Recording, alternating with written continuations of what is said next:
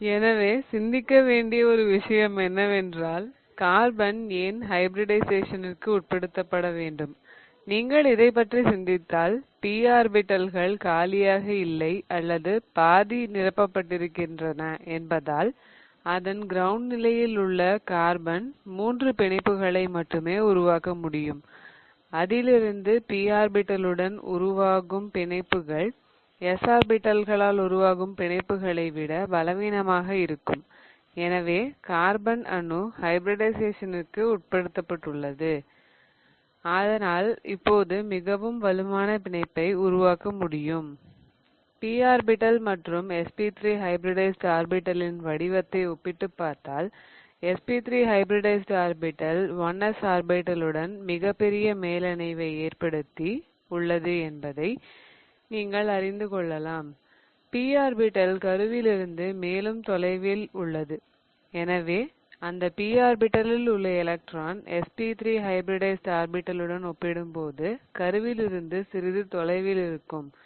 இவை அனைத்தின் விளைவாக ஹைபிரிடைஸ்ட் ஆர்பிடல் கார்பனால் மிகவும் வலுவான பிணைப்புகள் அல்லது நிலையான பிணைப்புகளை உருவாக்க முடியும்.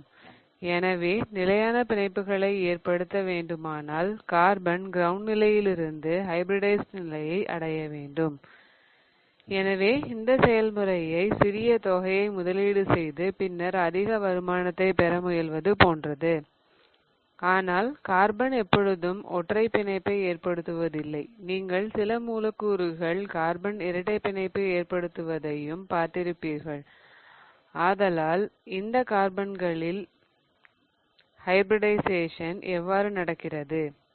இப்பொழுது நாம் மறுமுறை கார்பனை எடுத்துக்காட்டாக எடுத்துக்கொள்ளலாம். மேலும் அதன் கிரவுண்ட் நிலை மற்றும் எக்ஸைட்டட் நிலை எலக்ட்ரானிக் கட்டமைப்பை இங்கு வரைகிறேன்.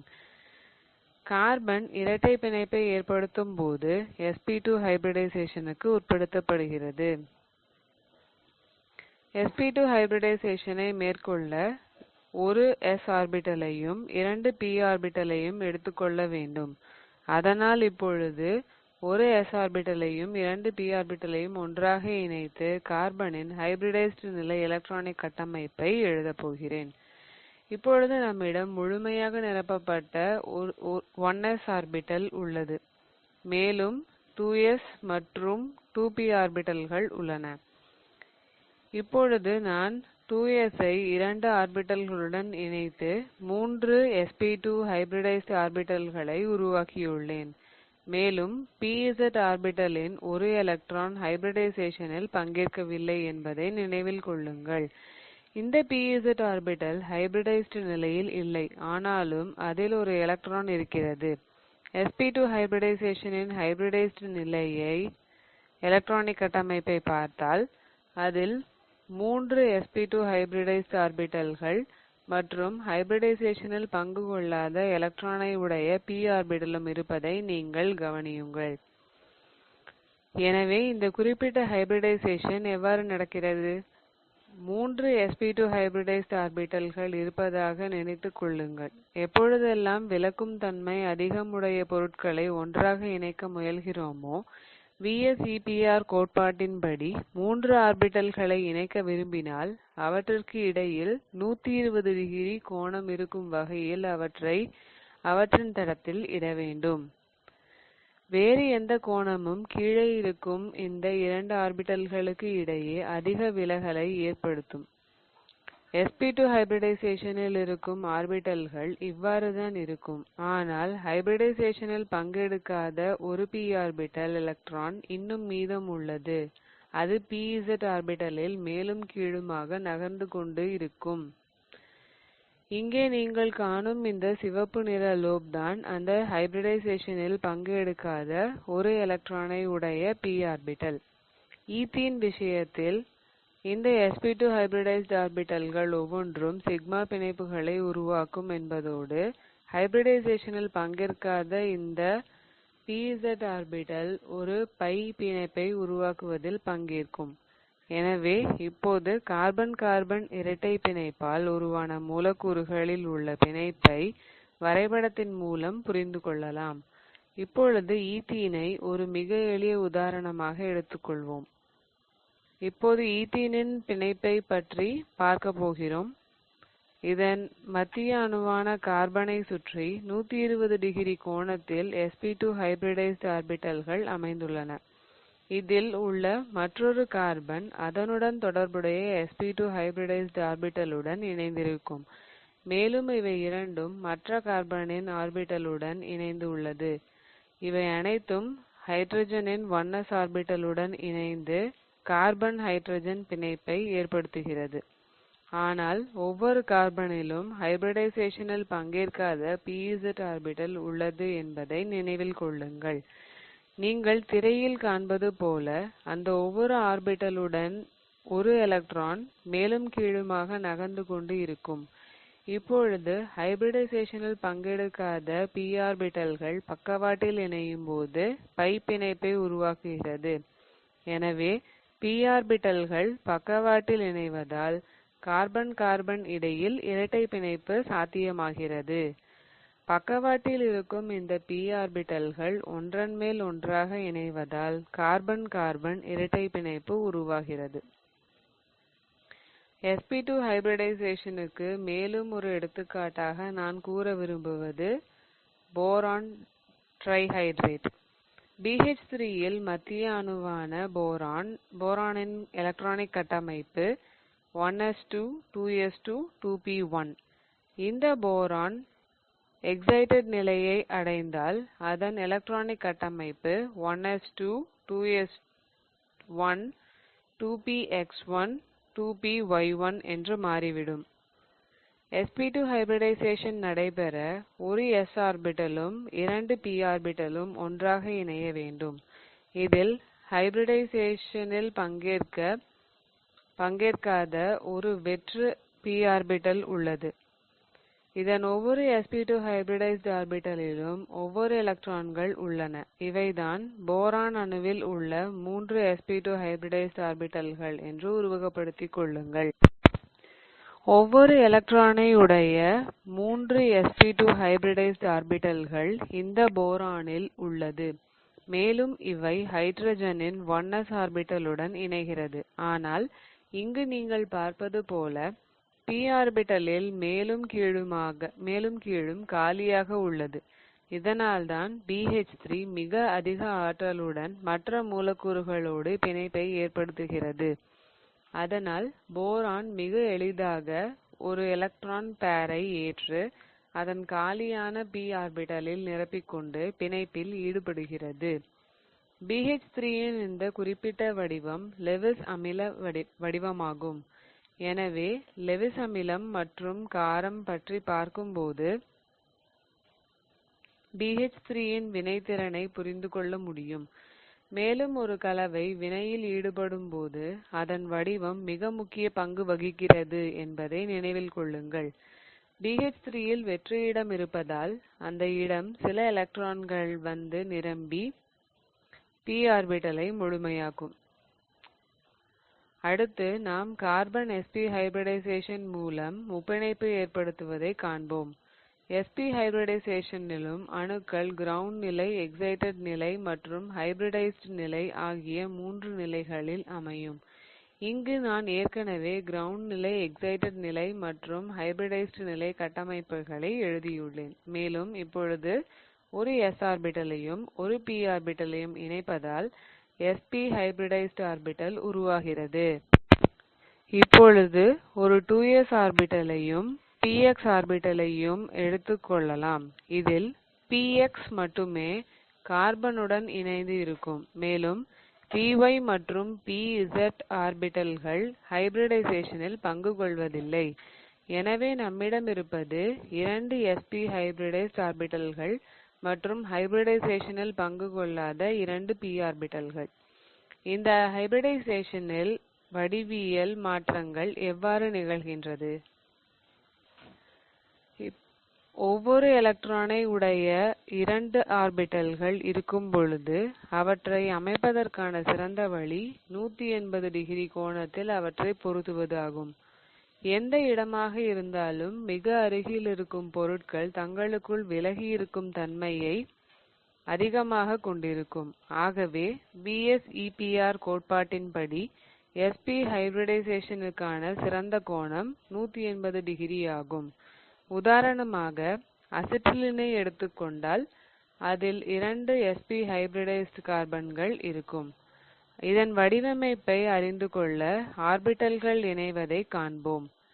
எனவே இந்த கார்பன்கள் ஒவ்வொன்றும் sp ஹைபிரிடைஸ்டாக உள்ளன, மேலும் அதன் ஆர்பிடல்கள் 120 டிகிரி கோணத்தில் நேரியல்பு வடிவியலை உருவாக்கியுள்ளது. கார்பன் கார்பன் இடையே பிணைப்பை ஏற்படுத்த 2 கார்பனில் இருந்தும் ஒவ்வொரு எலக்ட்ரான்கள் ஈடுபட்டு சிக்மா பிணைப்பை உருவாக்குகிறது. ஹைட்ரஜனின் 1s ஆர்பிடல் இணைப்பிலும் ஒவ்வொரு எலக்ட்ரான் உள்ளது. இங்கே ஹைட்ரஜன் இதன் மேல் இணைந்து கார்பன் ஹைட்ரஜன் இடையில் இணைப்பை ஏற்படுத்துகிறது. இறுதியில் நம்மிடம் ஒரு கார்பன் கார்பன் சிக்மா பிணைப்பு மற்றும் 2 கார்பன் ஹைட்ரஜன் சிக்மா பிணைப்புகள் உள்ளது. ஹைபிரிடைசேஷனில் பங்கு கொள்ளாத p ஆர்பிடல்களை நினைவுபடுத்தி பாருங்கள். நான் இப்பொழுது அந்த p ஆர்பிடல்களை வரையப் போகிறேன். இதில் ஒரு p ஆர்பிடல் y அச்சில் உள்ளது. இந்த திரையின் நிலையில் இதை x அச்சாக கொண்டால் மற்றொரு p ஆர்பிடல் y அச்சில் அமையும். அவை இரண்டும் இணைந்து பை பிணைப்பை உருவாக்கும். Z அச்சில் இருக்கும் மற்றொரு p ஆர்பிடலும் ஒவ்வொரு எலக்ட்ரானுடன் மேலும் கீழுமாக அசையும் அசைவுடன் இரண்டாவது பை பிணைப்பை ஏற்படுத்துகிறது. எனவே அசிட்டிலீனில் கார்பன் கார்பன் இடையில் ஒரு சிக்மா பிணைப்பும் கார்பன் ஹைட்ரஜன் இடையில் ஒரு சிக்மா பிணைப்பும் ஏற்பட்டுள்ளது. ஆனால் இப்பொழுது நம்மிடம் 2 கார்பன் கார்பன் அணுக்களுக்கு இடையில் 3 பிணைப்பை ஏற்படுத்தக்கூடிய 2 பை பிணைப்புகள் உள்ளன. ஆனால் ஒரு மூலக்கூறில் வெவ்வேறு அணுக்களின் ஹைபிரிடைசேஷனை விளக்கும் போது இந்த மூலக்கூறுகள் செயல்படும் விதத்தில் ஹைபிரிடைசேஷன் ஒரு முக்கிய பங்கை வகிக்கிறது என்பதை நினைவில் கொள்ள வேண்டும். உதாரணமாக ஒரு மூலக்கூறின் ஹைபிரிடைசேஷனை எழுதும்போது அதன் ஒவ்வொரு அணுக்களின் நிலையையும் கணக்கில் கொள்ள வேண்டும். இப்பொழுது இந்த குறிப்பிட்ட கார்பன் அணு நைட்ரஜனுடன் 3 பிணைப்புகளையும் மற்றொரு கார்பனுடன் ஒற்றை பிணைப்பையும் ஏற்படுத்துகிறது. ஆகவே இந்த கார்பன் 2 சிக்மா மற்றும் 2 பை பிணைப்புகளை உண்டாக்குகிறது. 2 சிக்மா மற்றும் 2 பை ஆகியவற்றின் உள்ளமைவை அடைய கார்பனை sp ஹைபிரிடைஸ்ட் ஆக்க வேண்டும். எனவே இந்த குறிப்பிட்ட கார்பன் sp ஹைபிரிடைஸ்ட் ஆக்கப்படும். மறுபுறம் நான் இந்த கார்பனை இங்கே எடுத்துக்கொண்டால் இது 3 சிக்மா பிணைப்புகளையும் ஒரு பை பிணைப்பையும் உருவாக்குகிறது. 3 சிக்மா பிணைப்புகளை அடைய அது sp2 ஹைபிரிடைசேஷனை கொண்டிருக்க வேண்டும். எனவே நான் இங்கே sp2 ஐ எழுதப் போகிறேன். உண்மையில் இந்த மத்திய கார்பன்கள் 4 சிக்மா பிணைப்புகளை உருவாக்குகின்றன. எனவே அவை sp3 ஹைபிரிடைஸ்ட் ஆக்கப்படும். அடுத்து நாம் பார்க்கவிருப்பது ஹெட்டிரோ ஆட்டம்களின் ஹைபிரிடைசேஷன். கார்பன் ஹைட்ரஜன் ஆகியவற்றை தவிர இதர அணுக்கள் ஹெட்டிரோ ஆட்டம் எனப்படும். எனவே நாம் இப்பொழுது நைட்ரஜன், ஆக்சிஜன், குளோரின், புளூரின் ஆகியவற்றை பற்றி பேசிக் கொண்டிருக்கிறோம். இந்நிலையில் நம்மிடம் 2 ஹெட்டிரோ ஆட்டம்கள் உள்ளன. அதில் ஒன்று ஆக்சிஜன். இந்த ஆக்சிஜனின் ஹைபிரிடைசேஷன் பற்றி பேசும் பொழுது இந்த ஆக்சிஜன் கார்பனுடன் ஒரு சிக்மா பிணைப்பை ஏற்படுத்துகிறது என்பதை நினைவில் கொள்ள வேண்டும். மேலும் அதில் 2 லோன் பேர்கள் மற்றும் ஒரு பை பிணைப்பு உள்ளது. இந்த லோன் பேர்களை சிக்மா பிணைப்புகளாக உருவகப்படுத்திக் கொள்ளலாம். ஆகவே இது ஒரு வகையில் 3 சிக்மா பிணைப்புகளையும் ஒரு பை பிணைப்பையும் ஏற்படுத்துகிறது. ஆகையால் இந்த குறிப்பிட்ட ஆக்சிஜன் sp3 ஹைபிரிடைஸ்ட் ஆக உள்ளது. மறுபுறம் இங்குள்ள நைட்ரஜன் கார்பனுடன் ஒரு சிக்மா பிணைப்பை உருவாக்குகிறது. மேலும் இது 2 பை பிணைப்புகளை உருவாக்குவதோடு ஒரு லோன் பேர்களை கொண்டு உள்ளது. எனவே மீண்டும் இது 2 சிக்மா பிணைப்புகள் மற்றும் 2 பை பிணைப்புகளுக்கு மிகவும் ஒத்திருக்கிறது. எனவே லோன் பேர் ஒரு சிக்மா பிணைப்புக்கு ஒத்ததாக இருக்கும். இங்கே இந்த குறிப்பிட்ட நைட்ரஜனும் sp ஹைபிரிடைஸ்ட் நிலையில் இருக்கும். ஆனால் சிக்மா மற்றும் பை பிணைப்புகளின் எண்ணிக்கையின் உதவியுடன் ஹைபிரிடைசேஷனை அடையாளம் காண்பதை விட அதை கண்டுபிடிக்க இன்னும் நிறைய வழிகள் இருக்கிறது என்பதை நினைவில் கொள்ளுங்கள்.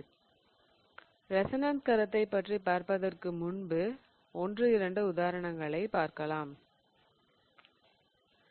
ரெசோனன்ஸ் பற்றி பார்த்த பிறகு மறுபடியும் ஒரு சில உதாரணங்களை கூறுவதன் மூலமாக அணுக்களின் ஹைபிரிடைசேஷனை பற்றி பார்க்கலாம்.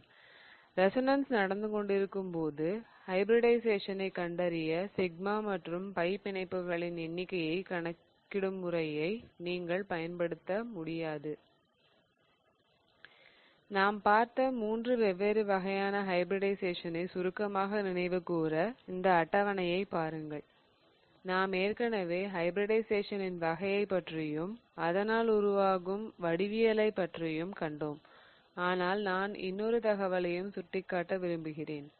sp3 ஹைபிரிடைசேஷனில் ஒரு s மற்றும் 3 p ஆர்பிடல்கள் உள்ளன. அவற்றை ஒன்றாக இணைத்து sp3 ஹைபிரிடைசேஷனை உருவாக்குகிறோம். sp3 ஹைபிரிடைசேஷனில் s தன்மை 25%ம் p தன்மை 75%ம் இருக்கும். sp2 ஹைபிரிடைசேஷனை நீங்கள் கற்பனை செய்து ஒப்பிட்டு பார்த்தால் 33% s தன்மையும் 66% p தன்மையும் உள்ளது. அதேசமயம் sp ஹைபிரிடைசேஷனை பொறுத்தவரை இவை இரண்டும் தலா 50 ஆகும். நான் sp3 இலிருந்து sp ஹைபிரிடைசேஷனிற்கு செல்லும் போது s இன் சதவிகிதம் அதிகரித்து வருகிறது. எனவே இது உண்மையில் எவ்வாறு நடக்கிறது? s ஆர்பிடல் p ஆர்பிடலை விட வடிவத்தில் வேறுபட்டது என்பதை நினைவில் கொள்ளுங்கள். s ஆர்பிடல் கோள வடிவத்தில் உள்ளது, p ஆர்பிடல் டம்பல் வடிவத்தில் உள்ளது. எனவே sp3 sp2 மற்றும் sp ஆர்பிடல் ஆகியவற்றின் தன்மையை மாற்றுவதால் அவற்றின் வடிவமும் மாறிவிடும். s இன் தன்மை அதிகரிக்கும் போது இந்த ஹைபிரிடைஸ்ட் ஆர்பிடலின் வடிவம் ஒரு டம்பல் போல அல்லாமல் ஒரு கோளத்தை போலவே உருவாகும். எனவே வடிவம் மாறும்போது அந்த பிணைப்பு வலிமையையும் மாற்றும். எடுத்துக்காட்டாக sp ஹைபிரிடைசேஷனில் அதிக s தன்மை இருப்பதால் கார்பன் ஹைட்ரஜனுடன் சிறந்த மேலணைவை அனுமதிக்கிறது. மேலும் இது இந்த குறிப்பிட்ட கார்பனில் வலுவான மேலணைவை அனுமதிக்கிறது. எனவே ஒரு sp3 sp3 பிணைப்புடன் ஒப்பிடும்போது ஒரு sp sp பிணைப்பு மிகவும் வலுவானது. இதன் காரணமாக சிக்மா பிணைப்பின் பிணைப்பு நீளம் மற்றும் வலிமை sp3 sp2 மற்றும் sp ஹைபிரிடைசேஷனில் மாறுகிறது. நாம் இதுவரை வேலன்ஸ் பிணைப்பு கோட்பாடு மற்றும் மூலக்கூறு சுற்றுப்பாதை கோட்பாடு ஆகியவற்றை பற்றி பார்த்தோம். ஆனால் இவை இரண்டும் ஒன்றோடு ஒன்று வேறுபட்டதா இல்லை ஒன்றோடு ஒன்று இணைந்ததா? எனவே இணைப்பை பற்றி புரிந்து கொள்ள இந்த இரண்டு கோட்பாடுகளையும் ஒன்றாக இணைத்துக் கொள்ளலாம். இப்பொழுது மீத்தேனில் நிகழும் பிணைப்பை பற்றி காணலாம். வேலன்ஸ் பிணைப்பு கொள்கையின்படி ஒரு பேர் எலக்ட்ரான் கார்பன் மற்றும் ஹைட்ரஜன் இடையில் பகிரப்படுவதால் இணைப்பு ஏற்படுகிறது. அடுத்து மூலக்கூறு சுற்றுப்பாதை கோட்பாட்டின்படி ஒரு மூலக்கூறு ஆர்பிடல் உருவாக அட்டாமிக் ஆர்பிடல்கள் ஒன்றோடு ஒன்று இணைய வேண்டும். மீத்தேனின் மூலக்கூறு ஆர்பிடல் உருவாக கார்பனின் sp3 ஹைபிரிடைஸ்ட் ஆர்பிடலும் ஹைட்ரஜனின் 1s ஆர்பிடலும் ஒன்றன் மேல் ஒன்றாக இணைய வேண்டும். அவை இரண்டும் ஒன்றாக இணையும் போது அந்த இணைப்பின் மூலமாக அவற்றை ஒன்றாக இணைக்கவோ அல்லது பிரிக்கவோ முடியும். மீத்தேன் விஷயத்தில் கார்பன் ஹைட்ரஜன் பிணைப்பின் மூலக்கூறு சுற்றுப்பாதை வடிவத்தை வரைய வேண்டுமானால் அதில் கார்பன் sp3 ஹைபிரிடைஸ்ட் ஆகவும் ஹைட்ரஜன் 1s ஆர்பிடலாகவும் இருக்கிறது. எனவே இந்த இரண்டு ஆர்பிடல்களையும் இணைத்தால் இரண்டும் ஒன்று சேர்ந்து பாண்டிங் மாலிகுலர் ஆர்பிடலை உருவாக்கும் அல்லது அதிக ஆற்றலுடைய ஆன்டி பாண்டிங் மாலிகுலர் ஆர்பிடலை உருவாக்கும். எனவே இங்கே ஒரு எலக்ட்ரான் மற்றும் இங்கே ஒரு எலக்ட்ரான் உள்ளது. உண்மையில் கார்பன் ஹைட்ரஜன் பிணைப்பின் போது பாண்டிங் மாலிகுலர் ஆர்பிடல் அல்லது சிக்மா மாலிகுலர் ஆர்பிடல் மூலக்கூறின் நிலைத்தன்மைக்கு காரணமாக இருக்கும். எனவே எலக்ட்ரான்களை நிரப்பத் தொடங்கும் போது முதலில் இந்த நிலையான சிக்மா மூலக்கூறு ஆர்பிடலில் எலக்ட்ரான்களை நிரப்புகிறோம். மேலும் சிக்மா ஸ்டார் மூலக்கூறு ஆர்பிடலில் நிரப்ப எலக்ட்ரான்கள் இல்லை.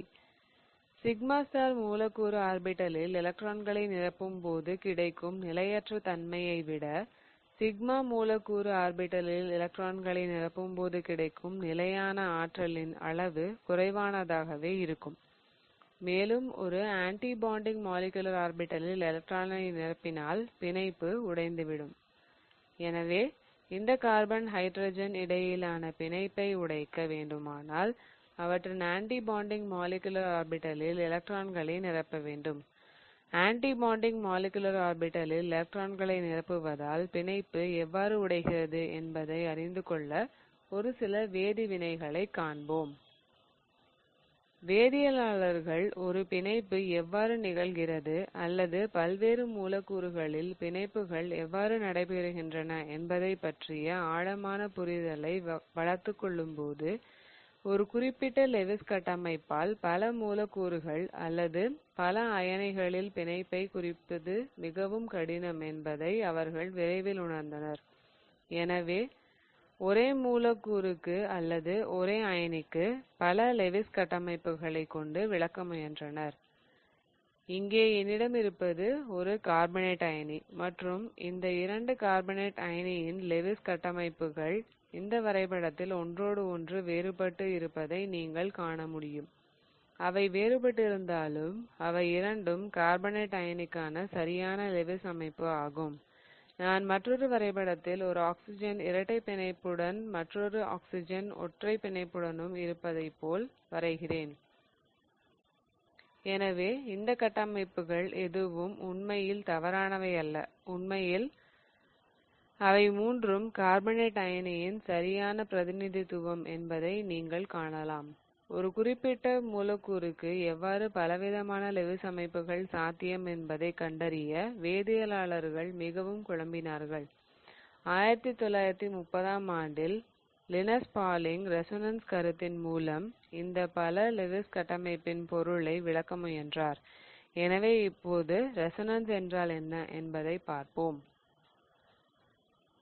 ரெசோனன்ஸ் கோட்பாட்டின்படி ஒரு குறிப்பிட்ட மூலக்கூறுக்கு முற்றிலும் சரியான பல லெவிஸ் கட்டமைப்புகள் இருந்தாலும் அனைத்து கட்டமைப்புகளும் உண்மையில் அந்த மூலக்கூறின் சரியான வடிவத்தை அடைய உதவுகிறது. எனவே இந்த தனிப்பட்ட கட்டமைப்புகள் ஒவ்வொன்றும் ரெசோனன்ஸிற்கு உதவுகிறது. மேலும் இவை அனைத்தையும் நாம் ஒன்றாக இணைத்தால் நமக்கு ரெசோனன்ஸ் ஹைபிரிட் கிடைக்கும்.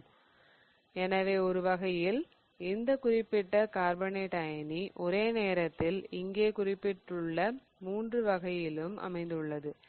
இங்கே உருவாகி இருப்பது அனைத்து வடிவங்களும் கலந்த கலவையான ஹைபிரிட். இப்போது சரியான ரெசோனன்ஸ் கட்டமைப்புகளை வரைய ஒருவர் சில விதிகளை நினைவில் கொள்ள வேண்டும். எனவே ரெசோனன்ஸின் முதல் விதி என்னவென்றால் அணுக்களை நகர்த்த அனுமதி இல்லை, ஆனால் எலக்ட்ரான்களை நகர்த்த முடியும். மேலும் பெரும்பாலும் இந்த எலக்ட்ரான்கள் லோன் பேர் எலக்ட்ரான்கள் அல்லது பை பிணைப்பு எலக்ட்ரான்களாகும். நீங்கள் சிக்மா பிணைப்பு எலக்ட்ரான்களை நகர்த்த முடியாது, ஏனெனில் நீங்கள் அந்த எலக்ட்ரான்களை நகர்த்தும் போது பிணைப்பு உடைந்துவிடும். எனவே ரெசோனன்ஸ் கட்டமைப்புகளின் விஷயத்தில் நீங்கள் சிக்மா பிணைப்புகளை உருவாக்கவோ உடைக்கவோ முடியாது, மேலும் அணுக்களின் அமைப்பையும் மாற்ற இயலாது. ஆகவே உங்களால் பிணைப்பு அமைப்பு மற்றும் வடிவத்தை மாற்ற இயலாது. இந்த பை பிணைப்புகள் அல்லது லோன் பேர் எலக்ட்ரான்களை மட்டுமே நகர்த்த அனுமதி அளிக்கப்பட்டுள்ளது. இப்போது ஒரு குறிப்பிட்ட ரெசோனன்ஸ் கட்டமைப்பை பார்ப்போம். நான் இங்கே வைத்திருப்பது அசிட்டோன். இது பொதுவான தொழில்துறை கரைப்பான்களில் ஒன்றாகும். இந்த அசிட்டோனில் பல்வேறு சிக்மா பிணைப்புகள் இருப்பதையும் பை பிணைப்பு இருப்பதையும் நீங்கள் காணலாம். இப்போது அசிட்டோனின் ரெசோனன்ஸ் கட்டமைப்பை வரைய நான் பை பிணைப்பின் நிலையை அகற்ற வேண்டும் அல்லது மாற்ற வேண்டும். இந்த இரண்டு எலக்ட்ரான்களும் அந்த ஆக்சிஜனுடன் வினைபுரியும் நிலையை என்னால் மாற்ற முடியும். இப்போது கார்பன் நேர்மறை ஆற்றலையும் ஆக்சிஜன் எதிர்மறை ஆற்றலையும் கொண்டிருக்கிறது. நான் லோன் பேர்களை வரைய வேண்டும் என்றால் ஆக்சிஜனுக்கு 3 லோன் பேர்கள் மற்றும் ஒரு சிக்மா பிணைப்பு உள்ளது என்பதை நினைவில் கொள்ள வேண்டும். உண்மையில் ஆக்சிஜன் எதிர்மறை ஆற்றலை கொண்டிருக்கும், ஆனால் நான் அதை சற்று மாற்றினால் கார்பன் எதிர்மறை ஆற்றலை ஏற்றுக்கொண்டு ஆக்சிஜனை நேர்மறை ஆற்றலை ஏற்க வைக்கும். இப்பொழுது இவை அனைத்தும் அசிட்டோனின் சாத்தியமான ரெசோனன்ஸ் கட்டமைப்புகளாகும். எனவே இவை அனைத்தும் ரெசோனன்ஸ் ஹைபிரிடுக்கு சமமாக பங்களிப்பதில்லை என்பதை நினைவில் கொள்ளுங்கள். அதிக பங்களிக்கும் ரெசோனன்ஸ் அமைப்பு எது என்பதை கணிக்க வேண்டுமானால் 2 விதிகள் உள்ளன என்பதை நினைவில் கொள்ள வேண்டும். முதலாவதாக ஆக்டெட் விதியின்படி ஒரு மூலக்கூறு அதிக நிலைத்தன்மையை அடைய அதன் அணுக்கள் ஆக்டெட் நிலையில் இருக்க வேண்டும். எடுத்துக்காட்டாக இங்கே உள்ள ரெசோனன்ஸ் கட்டமைப்பில் உள்ள ஒவ்வொரு கார்பன் மற்றும் ஆக்சிஜன் முழுமையான ஆக்டெட் நிலையில் உள்ளது. எனவே முழுமையற்ற ஆக்டெட்டை கொண்டிருக்கும் மற்ற 2 அதிர்வு கட்டமைப்புகளை விட இது மிகவும் வலிமையானது. இங்கே 2வது மற்றும் 3வது ஆக்சிஜன் முழுமையான ஆக்டெட் நிலையில் இல்லை. அந்த மைய கார்பனின் 2வது ரெசோனன்ஸ் கட்டமைப்பிலும் முழுமையான ஆக்டெட் இல்லை. எனவே இவை இரண்டும் ரெசோனன்ஸ் ஹைபிரிடுக்கு குறைந்த பங்களிப்பை கொண்டுள்ளன. மேலும் 1வது ஆக்சிஜன் ரெசோனன்ஸ் ஹைபிரிடுக்கு அதிக பங்களிப்பை அளிக்கிறது. இப்போது 2வது மற்றும் 3வது ஆக்சிஜனுக்கு இடையே எது ஹைபிரிட் உருவாக்கத்திற்கு அதிக பங்களிப்பை வழங்குகிறது? 3வது ஆக்சிஜனுக்கு பதிலாக 2வது அதிக பங்களிப்பை வழங்குகிறது. அது ஏன்? ஏனெனில் 2வது ரெசோனன்ஸ் கட்டமைப்பில் ஆக்சிஜனின் ஆற்றல் எதிர்மறையாக உள்ளது. இப்போது ஆக்சிஜன் அதிக எலக்ட்ரோநெகட்டிவ் ஆகும். எனவே இது எலக்ட்ரான்களை தனக்கு நெருக்கமாக வைத்திருக்க முடியும், மேலும் அந்த எதிர்மறை ஆற்றலை சிறப்பாக உறுதிப்படுத்த முடியும். மறுபுறம் ஆக்சிஜன் போன்ற எலக்ட்ரோநெகட்டிவ் அணுக்கள் நேர்மறை ஆற்றலை கொண்டிருக்கும் போது அதன் ஆக்டெட் தன்மையும் முழுமையாக இல்லையெனில் நிலையானதாக இருக்காது. எனவே 2வது மற்றும் 3வது ஆக்சிஜனை ஒப்பிட்டால் 2வது ஆக்சிஜன் ரெசோனன்ஸுக்கு அதிக பங்களிப்பை அளிக்கிறது. முதல் ஆக்சிஜன் அணுவின் ஆக்டெட் முழுமையாக உள்ளதால் ரெசோனன்ஸ் ஹைபிரிடுக்கு அதிக பங்களிப்பு செய்வதற்கான வாய்ப்பு உள்ளது. எனவே இங்கே ஒரு ஃபீனாக்சைடு அயான் உள்ளது மற்றும் ஃபீனாக்சைடு ஃபீனாலின் கான்ஜுகேட் பேஸ் ஆகும். அமிலங்கள் மற்றும் காரங்கள் பற்றி பார்க்கும்போது ஃபீனாக்சைடின் பண்புகளை புரிந்து கொள்வீர்கள். ஆனால் இப்பொழுது நீங்கள் காணக்கூடியது என்னவென்றால் இது ஒரு பென்சீன் வளையமாகும், அதில் OH உள்ளது மற்றும் ரெசோனன்ஸ் கட்டமைப்பை வரைய ஒரே நேரத்தில் 2 எலக்ட்ரான்களை நகர்த்த முடியும் என்பதை நினைவில் கொள்ளுங்கள். எனவே ஆக்சிஜனின் லோன் பேர் எலக்ட்ரான்களை கார்பனை நோக்கி நகர்த்துவதாக வைத்துக் கொள்ளலாம். இப்போது அந்த கார்பன் ஒரு பிணைப்பை கூடுதலாக ஏற்க முடியாது, ஏனெனில் அது ஆக்டெட் விதிக்கு எதிரானதாகும். எனவே இந்த பை பிணைப்பில் ஒன்றை மற்றொரு கார்பனுக்கு நகர்த்துகிறேன். எனவே நான் இந்த குறிப்பிட்ட கட்டமைப்பை உருவாக்க முடியும். நமது ஒப்பிடுதலுக்காக இந்த கட்டமைப்பில் இருக்கும் கார்பன்களை கணக்கிடலாம். இந்த புதிய கட்டமைப்பில் 6வது கார்பன் எதிர்மறை ஆற்றலை கொண்டுள்ளது. இந்த ஒரே அம்புக்குறியை தள்ளுவதால் மேலும் பல ரெசோனன்ஸ் வடிவங்களை பெற முடியும். நீங்கள் அம்புகளை தள்ளும்போது இரட்டைத்தலை அம்புக்குறியை வரைந்தால் நீங்கள் எலக்ட்ரான்கள் இரண்டையும் ஒன்றாக நகர்த்துகிறீர்கள் என்று அர்த்தமாகும். எனவே இப்போது என்னால் இன்னும் ஒன்றை நகர்த்த முடியும், ஆனால் கார்பன் ஒரு ஜோடி எலக்ட்ரான்களை ஏற்றுக்கொள்ளும் போது ஒன்றை நினைவில் வைத்துக் கொள்ள வேண்டும். அது 4 பிணைப்புகளுக்கு மேல் செய்ய முடியாது, மேலும் 8 எலக்ட்ரான்களுக்கு மேல் கொண்டிருக்க முடியாது. எனவே அது அதன் பிணைப்புகளில் ஒன்றை உடைக்க வேண்டும். இந்த குறிப்பிட்ட ஃபீனாக்சைடு அயனியின் அனைத்து ரெசோனன்ஸ் கட்டமைப்புகளையும் இங்கு வரைகிறேன். மேலும் நம்மிடம் ஒன்று உள்ளது, அதை கடைசியாக நகர்த்தலாம். இப்போது இந்த ரெசோனன்ஸ் கட்டமைப்புகள் அனைத்தும் ரெசோனன்ஸ் ஹைபிரிட் உருவாக்கத்திற்கு பங்களிக்கின்றன. ஆனால் இன்னும் இதை நான் வரையவில்லை. எனவே உண்மையில் இன்னும் ஒரு ரெசோனன்ஸ் அமைப்பு சாத்தியம். அது ஃபீனாக்சைடு அயனியை திரும்ப கொண்டு வரும். இப்பொழுது நம்மிடம் ஃபீனாக்சைடு அயனி திரும்ப கிடைத்துவிட்டது. இப்போது இவை அனைத்திற்கும் ஒரு ரெசோனன்ஸ் ஹைபிரிடை வரைய வேண்டுமானால் நான் முதலில் சிக்மா பிணைப்பு கட்டமைப்பை வரைய வேண்டும். இந்த கட்டமைப்பை வரையும் போது உடையாமல் இருந்த பிணைப்புகளையும் சேர்த்து வரைய வேண்டும். எனவே நான் வரையப் போவது ஒரு சிக்மா பிணைப்பு கட்டமைப்பாகும். அனைத்து கார்பன் ஹைட்ரஜன் சிக்மா பிணைப்புகளும் கார்பன் ஆக்சிஜன் சிக்மா பிணைப்புகளும் உடைக்கப்படவில்லை. எனவே அவற்றையும் வரைந்து கொள்ளலாம். இதை முடித்த பிறகு இரண்டு அணுக்களுக்கும் இடையில் இருக்கும் இரட்டை பிணைப்பு அனைத்து வடிவங்களிலும் இருக்கிறதா என்பதை கண்டறிய வேண்டும். ஒரு ரெசோனன்ஸ் அமைப்பின் முதல் மற்றும் இரண்டாவது கார்பன்களுக்கு இடையில் ஒரு இரட்டை பிணைப்பு உள்ளது. அதேபோல இரட்டை பிணைப்பு மற்ற ரெசோனன்ஸ் அமைப்புகளுக்கும் இடையில் இல்லை. எனவே நான் இந்த இரண்டு கார்பன்களுக்கு இடையில் ஒரு கோடு வரையப் போகிறேன். 2 மற்றும் 3ஆம் கார்பன் இடையிலான இரட்டை பிணைப்புகளுக்கும் இதுவே பொருந்தும். உதாரணமாக முதல் மற்றும் இரண்டாவது கட்டமைப்பில் இரட்டை பிணைப்பு உள்ளது, ஆனால் இது மூன்றாவது மற்றும் நான்காவது கட்டமைப்பில் இல்லை. எனவே இந்த கார்பன்களுக்கு இடையில் ஒரு பகுதி கோடுதான் இருக்கும். ஏனெனில் அனைத்து ரெசோனன்ஸ் கட்டமைப்புகளிலும் உள்ள கார்பன் கார்பனுக்கு இடையில் இரட்டை பிணைப்பு இருப்பதை நீங்கள் காண முடியும். கார்பனுக்கும் ஆக்சிஜனுக்கும் இடையில் சில கட்டமைப்புகளில் இரட்டை பிணைப்பு உள்ளது, ஆனால் சில கட்டமைப்புகளில் இல்லை. எனவே இப்போது இருப்பது ஒரு பகுதி இரட்டை பிணைப்பு ஆகும், ஆனால் அது இன்னும் நிறைவடையவில்லை.